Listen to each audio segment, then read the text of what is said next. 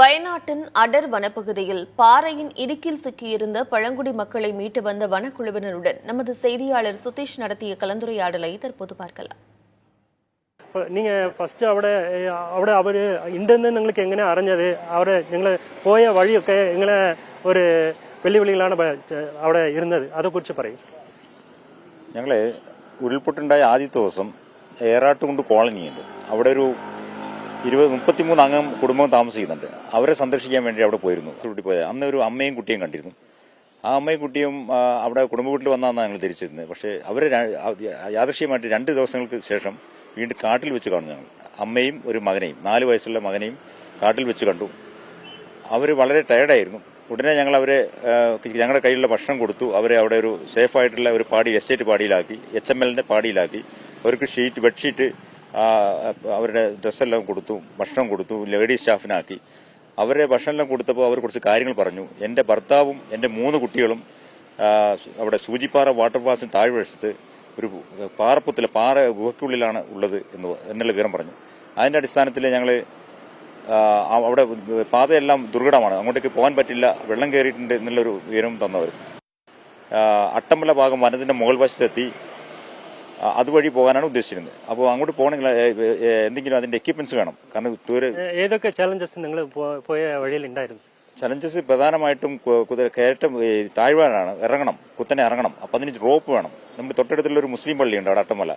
അതിന്റെ മുകളിലെ റോപ്പ് അഴിച്ചു. അവിടെ ആളുകളെല്ലാം വിട്ടുപോയിട്ടുണ്ട്. ആ റോപ്പ് അഴിച്ചിട്ട് 20 മീറ്ററോളം റോപ്പ് കിട്ടി. അത് മരത്തിൽ കെട്ടി അവസാനത്തെ ആളെ ഞങ്ങൾ ഷോൾഡറിലും അല്ലാതെയായിട്ട് താങ്ങി ഇറക്കി. മരത്തിൽ കെട്ടി ഞങ്ങൾ പതുക്കെ ഇങ്ങനെ 4 പേര് ഇറങ്ങിപ്പോയി. അതാണ് ഉണ്ടായത്.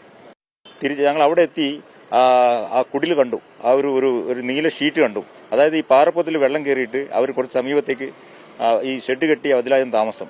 അപ്പോൾ അവിടെ കണ്ടു. അവിടെ ചെന്ന് അതിന്റെ മുൻവശത്ത് നോക്കുമ്പോൾ വളരെ ഒരു അടുപ്പ് കത്തിച്ചു വെച്ചിട്ടുണ്ട്. അടുപ്പിന്റെ സൈഡിൽ 1 വയസ്സ് കുട്ടി, 2 വയസ്സ് കുട്ടി ഇരിക്കുന്നു. അങ്ങനെ തണുത്ത് ഡ്രസ്സില്ല. ഒരു കുട്ടി അവിടെ നിലത്ത് കിടക്കുന്നു, 3 വയസ്സുകാരൻ. അവനും ഡ്രസ്സില്ല. ഒരു വൈറ്റ് തുണി, വെള്ളമുണ്ട്. അവിടുത്തെ അവരച്ഛൻ കൃഷ്ണൻ മൂടി കിടക്കുന്ന, അയാൾക്കും സുഖമില്ല, ഭക്ഷണം കിട്ടിയിട്ടില്ല. അയാൾ അവിടെ കിടക്കുന്നു. ഉടനെ അയാളെ തട്ടി വിളിച്ചു. അയാൾ എണീറ്റു. ഉടനെ ഞങ്ങൾ വന്നപ്പോൾ തന്നെ എണീറ്റു.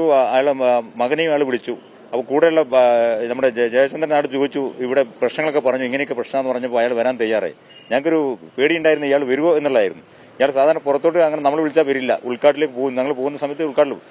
പക്ഷേ ഫോറസ്റ്റുകാർ പറഞ്ഞാൽ കേൾക്കുന്ന ആളുകളാണ്. ഫോറസ്റ്റുകാരുടെ അറിയാം. എപ്പോഴെങ്കിലൊക്കെ ഏതെങ്കിലും സമയം 2-3 മാസം കൊണ്ട് ഫോറസ്റ്റുകാർ പോകുമ്പോഴും കാണുന്നതാണ്.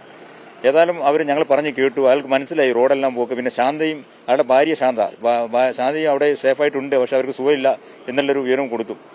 അതിന്റെ അടിസ്ഥാനത്തിൽ അവരെയും കൂട്ടി ഞങ്ങൾ പോന്നു. അപ്പോൾ ഞങ്ങൾ 4 പേരാണ് ഉള്ളത്. അയാളും കൂടി ഈ 3 കുട്ടികളെ ഞങ്ങൾ എന്ത് വെച്ചാൽ ഞങ്ങളുടെ 3 സ്റ്റാഫിന്റെ ഒരു ബെഡ്ഷീറ്റ് കീറി 3 പീസാക്കിയിട്ട് ചെസ്റ്റിൽ വെച്ച് കെട്ടി ഞങ്ങൾ പെട്ടെന്ന് പോന്നു. മഴ പെയ്തു. അപ്പോൾ മെസ്സേജ് കിട്ടി മുകളിൽ നിന്ന് മഴ പെയ്യുന്നുണ്ടെന്നില്ല. അപ്പം അതിദുർഘടമായ പാതയായിരുന്നു. അപ്പോൾ വളരെ തിരിച്ച് വരുന്ന സമയത്ത് ഞങ്ങൾക്ക് ഈ കുട്ടികളുടെ സേഫ് നോക്കണമല്ലോ.